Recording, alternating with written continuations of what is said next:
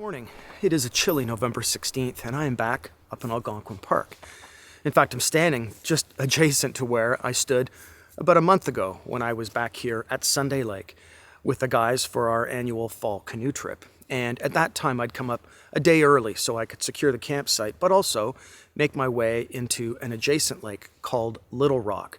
And Little Rock is a cute little basin of a lake with just one campsite located high in a hill.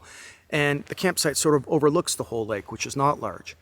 And the times I've been there previously, I've seen moose sign, but never a moose.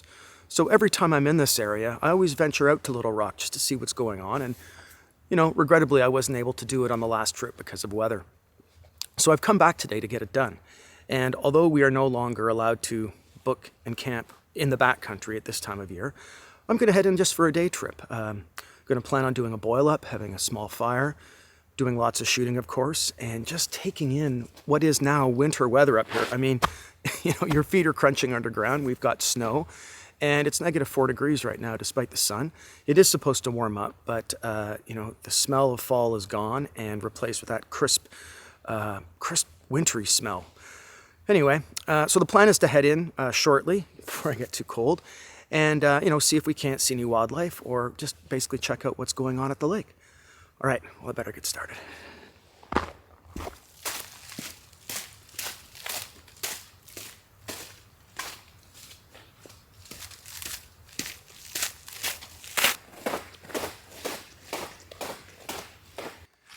I'm still heading north on the access road to Sunday Lake. This road will eventually intersect with the portage that runs in an east-west direction from Sunday Lake into Little Rock. So we'll be heading a left shortly, but before we do, I think we'll actually hang a right and walk the 100 meters or so over to Sunday Lake and just take a gander out over the lake and see what's going on there before we make our way into Little Rock. But it's a gorgeous morning. The temperature's warmed up a little bit. Gloves are off, hands are still cold.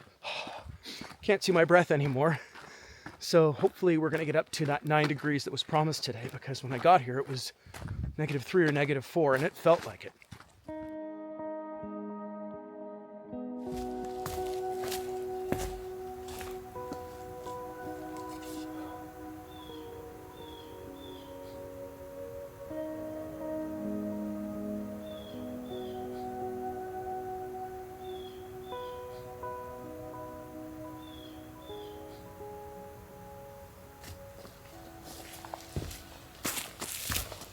As I was out filming the view onto Sunday Lake, I heard steps. And, when I came in here today, not a car in the Big Pines parking lot, not a car anywhere along the Sunday Lake Road, no footprints, just me. So it has to be a moose or a bear or something. But as it turns out, it was a human. And it was an older lady who used to run dog sled teams through here. And she was walking all by herself with a bag. And it's so lovely having conversations with people you meet in the backcountry. So I called out to her so not to scare her, and she told me she was here scattering the ashes of 8 of her dogs, 8 of her sled dogs. She's had them for some time, and today was the day that she chose to go out and scatter them. And she ran sled dogs along these trails for 30 years, she told me. And her teams were racing teams, fast dogs, not like the touristy dogs that I've ridden in Halliburton Highlands, and not the touristy dogs that run through the current trails of the park. She explained that her dogs needed long, straight trails because they were just relentlessly fast. And, those technical turns could really injure her dogs or the driver. Anyway, she was here today doing the scatter, and we just chatted, maybe for 10 or 15 minutes, and then parted ways. And I really cherish these conversations that you have with total strangers, because you find yourself in a place that's dear to you, and here's another person in that same place, that same dear place.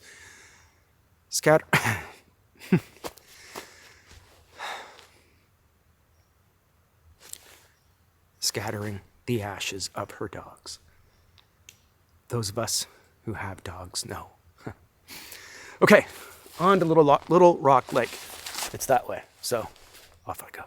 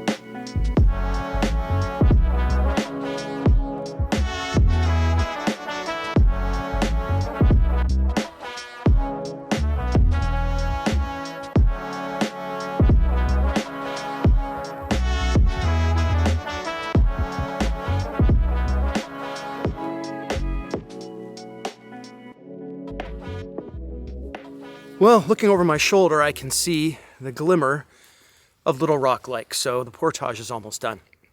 This portage has been very wet. I don't recall it being so wet on past occasions, but then again, we've had a snow and a melt, and the main part of the portage is just, it's a little river.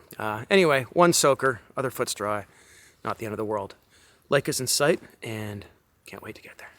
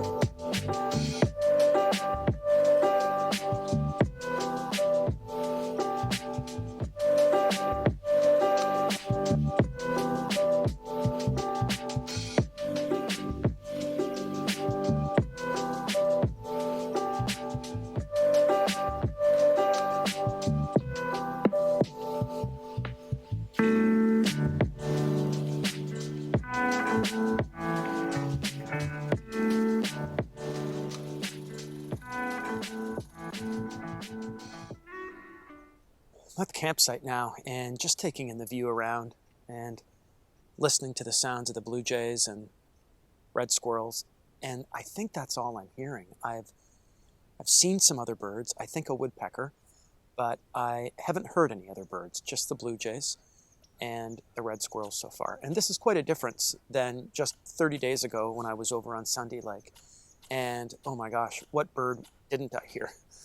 But obviously some of them have headed south or somewhere warmer, and just the holdovers are left now, which will include the blue jays, the gray jays, woodpeckers, black-capped chickadees, of which I've seen none. So all in all, it's a fairly silent day in the park. Not really a breath of wind, and not a ripple on the water because it's all covered in skim ice.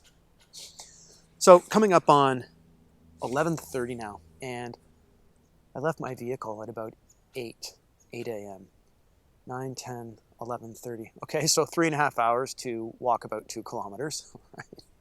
Well, that took a while, but filming takes a while too. And I am hungry. So thankfully I've got a ham and cheese, or a turkey club rather, which I'm going to dive into now. And then I'm going to get out the big lens and start scanning the lake and see if there's anything to be seen. I don't see any movement. That doesn't mean that it isn't there. All right, I'm going to dive into my lunch now, and hopefully that'll give me some fresh energy to explore a little further.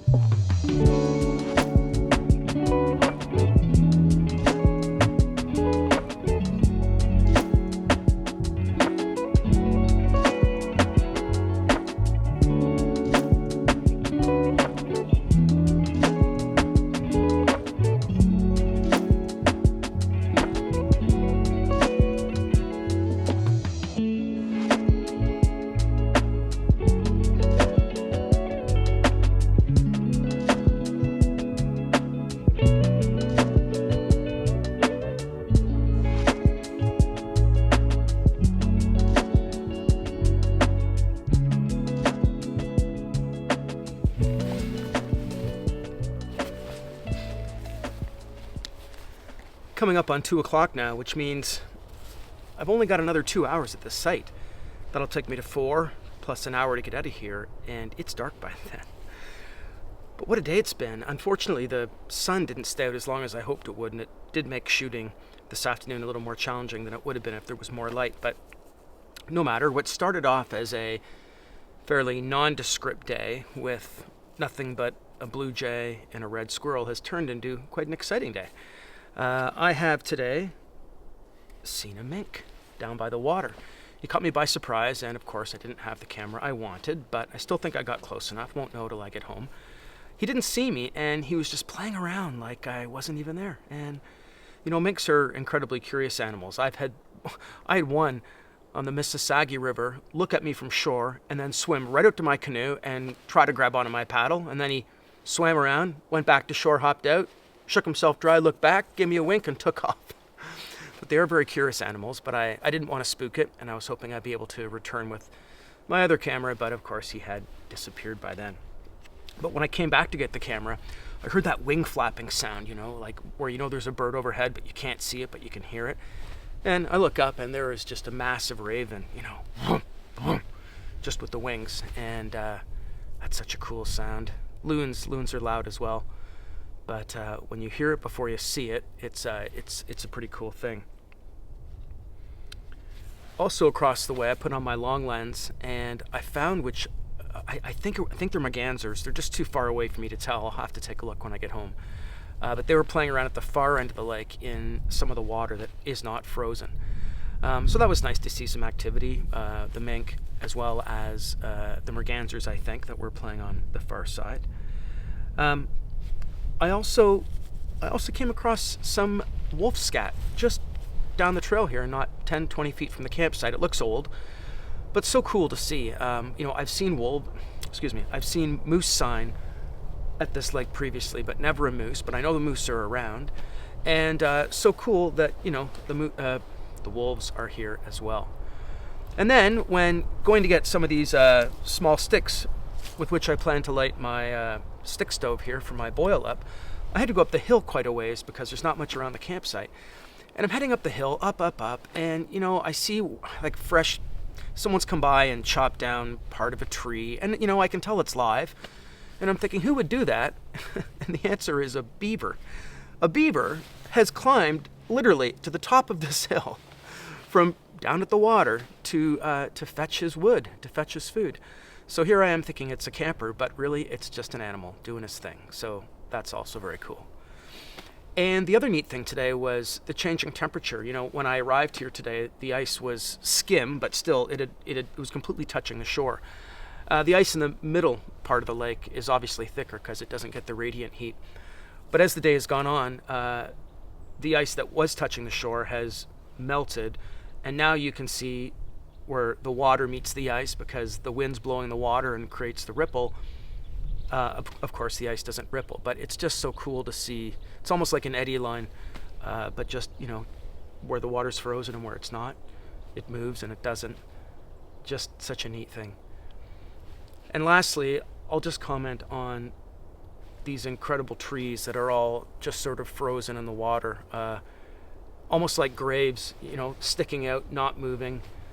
And this one in particular, this one's been here for years, although I think it's changed position. I think it was more at right angles to the shore, if I remember correctly, and now it's made its way in, so that's probably wind or ice over the seasons. And now it really does feel like winter. I mean, the sun is about one hand away from collapsing behind the sky, and I think the ice is starting to expand on the far side of the lake where it was a little bit more open when I came in this morning. The temperature is also dropping. Anyway, that said, I am going to make myself up a little pot of water and have myself a warm cup of miso soup. And when that's done, I'm going to drink what's left in my water because I only brought a liter, and then I'm going to start making my way back to the car. So that's it for now, and I'll check in after I've got something warm in my cup.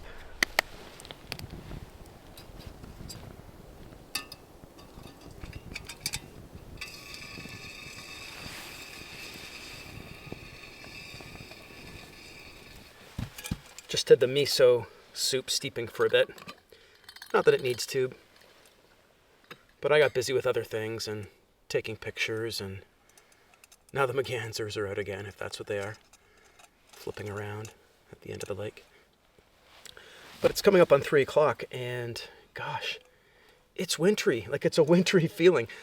I'm looking down the lake and seeing these boulders that are still covered in snow from snowfall last week. You know, they're just in shade, so there's no melt going on. But the sky's become very ashen, and the sun looks, I don't know, it's behind a lot of cloud. So I'm thinking darkness is going to come fairly quickly today. So after I've had this miso, I'm going to pack up and make my way back to the truck. So it was a long way to come for one day. Left Toronto at, I don't know, 3:34 in the morning, got here around 8. And honestly, haven't really stopped moving since I got here. And, you know, just shooting and listening and hiking and poking around and, you know, trying to find things that you can put together into a story.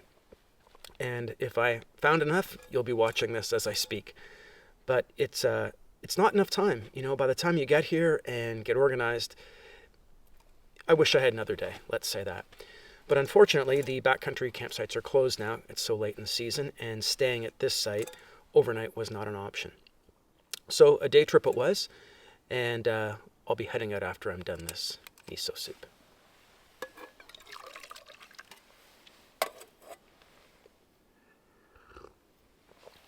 Oh. Back at the truck now on Sunday Lake Access Road. And it was about a 45-minute hike to make my way out. A lot of uphill, a lot of muck, a lot of wet. So just didn't rush. Had my pack on and tripod in hand. Didn't feel like taking a wipe out. So that's it for me. It's just after 4 o'clock, and I'll be heading back to the city very shortly. What a great day trip. I just wish the day was longer. It would have been nice if I could have pushed things out to like 9:30 or 10 o'clock like you can in summer. But it's not summer. It's almost winter. Days are short. And I'm just grateful to be able to have had the day that I did. Only ran into one person. Perfect weather except for the clouds and the lack of light. But besides that, just a lovely day here. Started cold, gloves in the hands, and by midday, still chilly, but no gloves needed. Anyway, that's it for me. I'm going to start the long drive home. Thanks for coming along. We'll see you on the next one.